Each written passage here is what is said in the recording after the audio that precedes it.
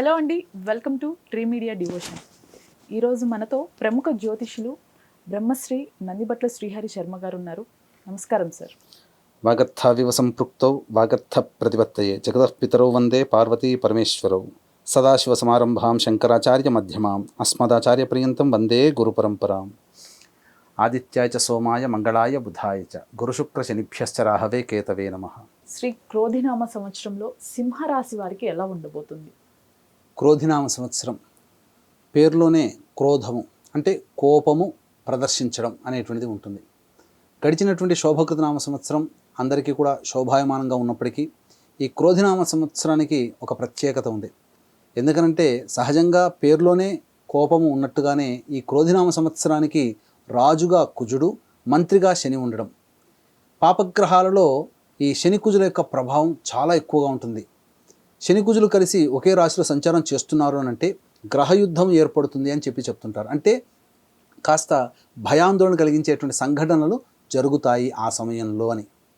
కాబట్టి ఈ సంబంధించినటువంటి క్రోధినామ సంవత్సరంలో రాజుగా కుజుడు, మంత్రిగా శని ఉన్నటువంటి కారణం చేత పాలకులు, పాలింపబడే వాళ్ళు తీర్పుల వ్యవహారంలో కొంత ఇబ్బందికర పరిస్థితులు ఎదుర్కొనేటువంటి అవకాశం ఉంటుంది.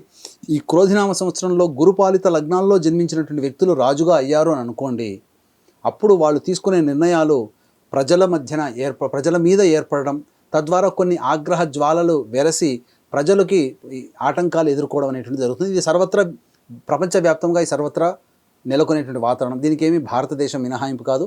దీనికి తగ్గట్టుగానే కుజస్తంభనం ఏర్పడము, అలాగే కుజుడు రాజుగా ఉన్నటువంటి కుజుడు అనగా న్యాయానికి సంబంధించినటువంటి వ్యక్తి నవగ్రహాల్లో కుజుడైతే నిజాయితీని కోరుకునేటువంటి వ్యక్తి శని భగవానుడు. కాబట్టి తన పాపత్వాన్ని శని భగవానుడు తగ్గించుకొని కుజుడికి బలాన్నిస్తూ 21 అక్టోబర్ 2025 నుంచి 21 జనవరి 2025 వరకు, అలాగే 23 ఫిబ్రవరి 2025 నుంచి 29 మార్చి 2025 వరకు శని మౌఢ్యమే ఉండడం.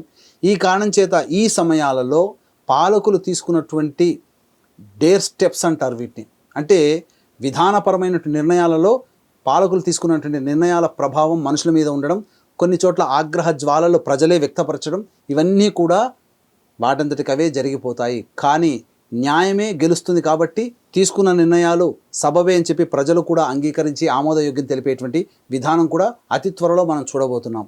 ఇక గమనించుకున్నట్లయితే ఈ యొక్క క్రోధినామ సంవత్సరంలో సింహరాశి వారికి ఎలా ఉండబోతుంది? సింహరాశి వారికి ధనస్థానంలో కేతువు, అలాగే దశమ స్థానంలో గురువు, అష్టమ స్థానంలో రాహువు, సప్తమ స్థానంలో శని ప్రభావం. ఈ కారణం చేత యోగించేటువంటి గ్రహాలు కూడా అవయోగ స్థితి ఉండడం. అనగా 21 అక్టోబర్ నుంచి కుజుడు యోగకారకుడు అయిన ఉన్నప్పటికీ కూడా 12వ స్థానంలో సంచారం చేసి కుజస్తంభనం ఏర్పడడం చేత ఈ సంవత్సరం అంతా కూడా దసరా కంటే ముందు, దసరా తర్వాత కూడా ఏర్పడినటువంటి గ్రహాల యొక్క సంచార ప్రభావం వలన సింహరాశి వారికి అంత ఆశాజనకంగా ఉండదని చెప్పవచ్చు.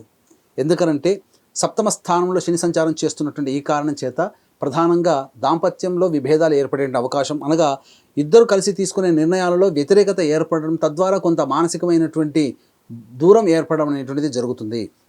ఇక ముఖ్యంగా అష్టమ రాహువు, ఈ సింహరాశిలో జన్మించినటువంటి వారికి అష్టమ రాహువు బలంగా ఉన్నటువంటి కారణం చేత సింహరాశిలో రాజకీయ పదవిని ఆశిస్తున్నటువంటి వ్యక్తులకి కొంత నిరాశ తప్పదు, ఆశించిన మేర ఫలితం రాదు. ప్రజల యొక్క మన్ననని, ప్రజల యొక్క అభిమానాన్ని చూరగొనలేకపోవడం అనేటువంటిది ఈ సింహరాశిలో జన్మించినటువంటి రాజకీయ నాయకులకి జరుగుతుందని చెప్పవచ్చు.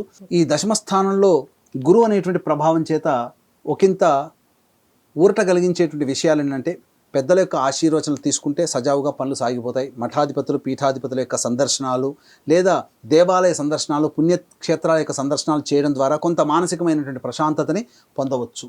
అయితే ఇక ధనస్థానంలో కేతువు సింహరాశి వారికి, ఇక అష్టమాధిపతి అయినటువంటి గురువు దశమస్థానంలో ఉండి ధనస్థానాన్ని వీక్షించడం, ఆదాయానికి తగ్గట్టుగా ఆదాయం 2 వ్యయం 14 ఉండడం. ఈ కారణం చేత సంపాదించిన దానికంటే ఎక్కువగా ఖర్చు పెట్టాల్సినటువంటి పరిస్థితి వస్తుంది.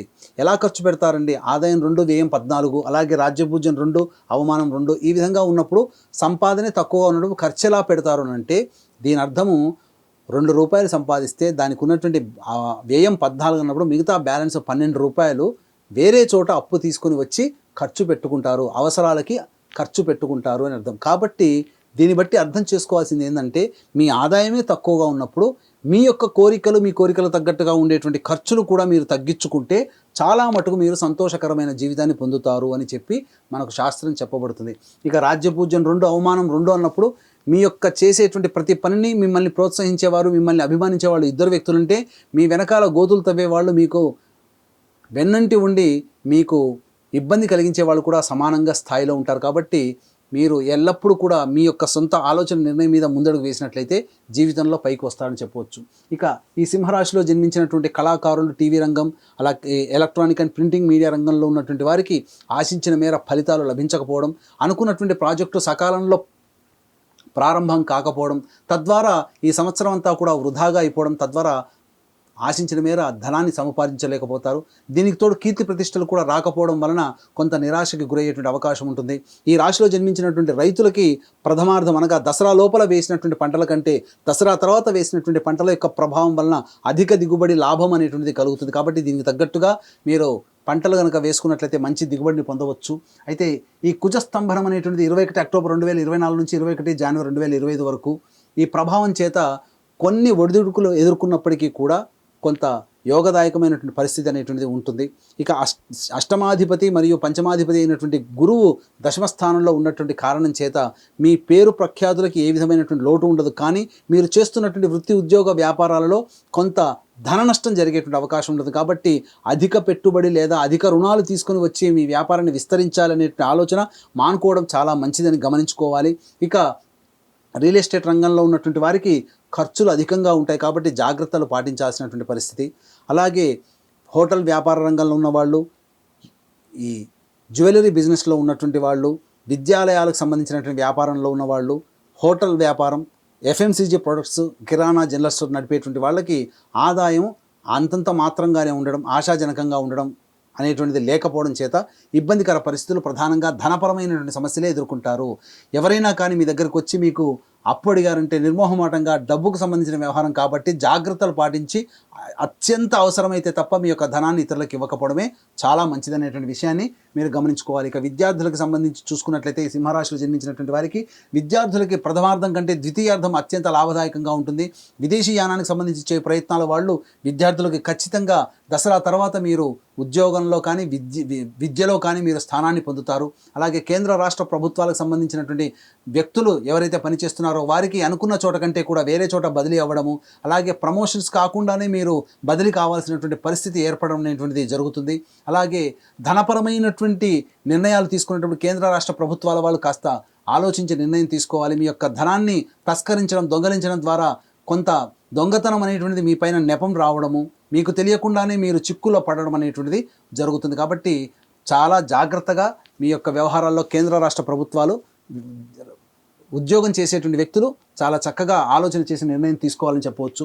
ఇక సంబంధించి చూసుకున్నట్లయితే ప్రధానంగా సింహరాశి వారికి ఈ యొక్క నూతన వ్యక్తుల యొక్క పరిచయ ప్రభావం జీవితంలో కొంత యోగాన్ని కలిగించే అవకాశం ఈ యొక్క దసరా తర్వాత ఏర్పడబోతుంది. కాబట్టి నూతన వ్యక్తులు ఎవరు పరిచయమైనా వాళ్ళతో ఆనందంగా స్నేహహస్తాన్ని ఇచ్చి మీరు కనుక ముందుకు వేసుకున్నట్లయితే మీ యొక్క సమస్యల్లో వాళ్ళు కూడా మీ యొక్క సమస్యలో పాలు పంచుకొని మీ యొక్క సమస్య పరిష్కారానికి మీకు తోడ్పాటు అందిస్తారనే విషయాన్ని మీరు గమనించుకోవాలి. ఇక ఏదేమైనప్పటికీ కూడా అష్టమ రాహు అనేటువంటిది కొంత ఆరోగ్యానికి సంబంధించినటువంటి ఇబ్బందికర పరిస్థితులు కాబట్టి జాగ్రత్తలు పాటించాల్సినటువంటి పరిస్థితి. ముఖ్యంగా ఈ సింహరాశిలో జన్మించినటువంటి వారు శ్మశానము దగ్గరగా కానీ లేదా 4 కూడళ్ళు తిరిగేటువంటి ప్రదేశంలో 4 కూడళ్ళు ఉన్నటువంటి 3 కూడళ్ళు లేదా 2 కూడళ్ళు ఉన్నటువంటి ప్రదేశంలో దిష్టి తీసి పెట్టినటువంటి పదార్థాన్ని తొక్కడం కానీ తొక్కడం కానీ చేయకుండా ఉండినట్లయితే చాలా మటుకు నకారాత్మకమైనటువంటి శక్తి నుంచి మీరు బయటపడతారని చెప్పవచ్చు. ఎందుకంటే అష్టమ రాహు మీకు అత్యంత ప్రమాదకరంగా మీకు ఇబ్బందికర పరిస్థితులు కాబట్టి ఇతరుల యొక్క దోషాన్ని మీరు పొందే అవకాశం అష్టమ రాహు మీకు కలిగిస్తారు. కాబట్టి సింహరాశిలో జన్మించినటువంటి వాళ్ళు ఈ యొక్క విషయంలో జాగ్రత్తలు పాటించాల్సినట్టుగా చెప్పవచ్చు. అన్ని రకాలుగా చూసుకున్నప్పటికీ కూడా అధిక వ్యయము, అధిక ఖర్చు, అధికమైనటువంటి శ్రమ ఇవన్నీ కూడా సింహరాశి వారికి సంవత్సరం క్రోధిక నామ సంవత్సరంలో ఉన్నాయి. కాబట్టి జాగ్రత్తలు పాటించినట్లయితే మంచి శుభ ఫలితాలు పొందుతారు. దైవానుగ్రహాన్ని పొందే ప్రయత్నం తప్పకుండా చేసుకోవాలి. కాబట్టి సింహరాశిలో జన్మించినటువంటి వారికి ప్రధానంగా ఏ వ్యక్తికైనా కానీ నవగ్రహాల యొక్క అనుగ్రహం సంపూర్ణంగా కలగాలి.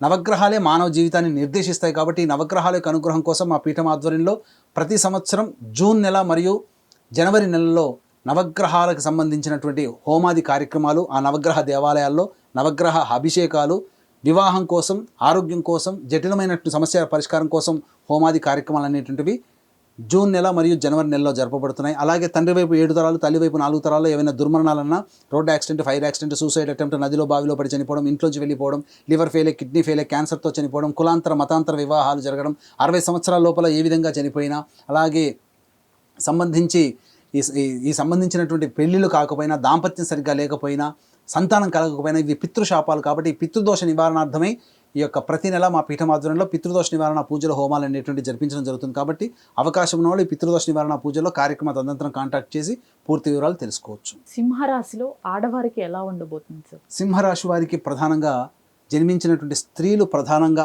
ఆరోగ్య సమస్యలు ఎదుర్కోవాల్సినటువంటి పరిస్థితి ఉంటుంది. పీసీఓడి ప్రాబ్లమ్స్ కానీ లేదా ఆపరేషన్స్ కానీ జరిగేటువంటి అవకాశం ఉంటుంది. డెలివరీ కోసం ఎదురు చూస్తున్నటువంటి వాళ్ళు నార్మల్ డెలివరీ కంటే సి సెక్షన్లోనే ఆశ్రయిస్తారు. అలాగే మీ యొక్క మాటకి విలువ లేకపోవడం వల్ల ఇంట బయట సమస్యలు అనేటువంటివి పెరుగుతాయి. అలాగే ఈ సంబంధించినటువంటి సింహరాశిలో జన్మించినటువంటి వారికి సంబంధించినటువంటి గృహము కానీ వాహనం కానీ కోల్పోవలసినటువంటి పరిస్థితి ఎదురవుతుంది. అలాగే ఈ సింహరాశిలో జన్మించినటువంటి వారు అన్ని విషయాల్లో పెద్దన్న పాత్ర పోషిస్తారు. కానీ ఆ పెద్దన్నకు తగ్గినటువంటి గౌరవాన్ని మీరు పొందలేకపోవడం వల్ల మానసికమైనటువంటి వ్యధకి లోనవుతారు. కాబట్టి మీరు అడిగిన వారికి మాత్రమే సహాయం చేసే విధంగా మీరు ఆలోచన చేసుకోండి. అడగకపోయినా సహాయం చేసేటువంటి అలవాటు ఉండడం వల్ల మీరు ఇంకా సమస్యలు ఎదుర్కొంటారని చెప్పవచ్చు. ఏదేమైనా అష్టమ రాహు అంత సరైనటువంటి అవకాశం మంచిది కాదు. కాబట్టి అమ్మవారి యొక్క అనుగ్రహాన్ని పొందే ప్రయత్నం చేసుకుంటే తప్పకుండా మీకు ఈ స్త్రీలకి మంచి జరుగుతుందని చెప్పవచ్చు. సింహరాశి వారు ఎటువంటి పరిహారాలు చేసుకోవాలి సార్? సింహరాశి వారికి ప్రధానంగా అదృష్ట సంఖ్య 1, అదృష్ట వారము గురువారము మరియు ఆదివారము. ఇక గమనించుకున్నట్లయితే ఈ సింహరాశి వారికి ఏదైనా సమస్య వచ్చినప్పుడు సమస్య పరిష్కారముగా మనకు తొందరగా ఆ సమస్యకి పరిష్కారం లభించాలి అనుకున్నప్పుడు దత్తాత్రేయ యొక్క ఆరాధన మీరు చేయండి. అంటే గీతా ప్రెస్ వాళ్ళు, గోరఖ్పూర్ గీతా ప్రెస్ వాళ్ళది దత్తాత్రేయ చరిత్ర పారాయణ గ్రంథం అసలైనటువంటిది. కాబట్టి దాన్ని తెచ్చుకొని గురువారం నాడు దత్తాత్రేయ చరిత్ర పారాయణం ప్రారంభిస్తే బుధవారానికి ఒక పారాయణం అవుతుంది. ఆ విధంగా మీరు 16 పారాయణాలు మీరు చేసుకోండి. తక్కువలో తక్కువ 7 పారాయణాలైనా చేయండి. ఈ లోపలే మీకు సమస్య పరిష్కారం అవుతుంది. తద్వారా ఆనందకరమైనటువంటి జీవితాన్ని పొందుతారని చెప్పవచ్చు. ధన్యవాదాలు సార్. సర్వం శ్రీ ఉమామహేశ్వర పరబ్రహ్మార్పణమస్తు.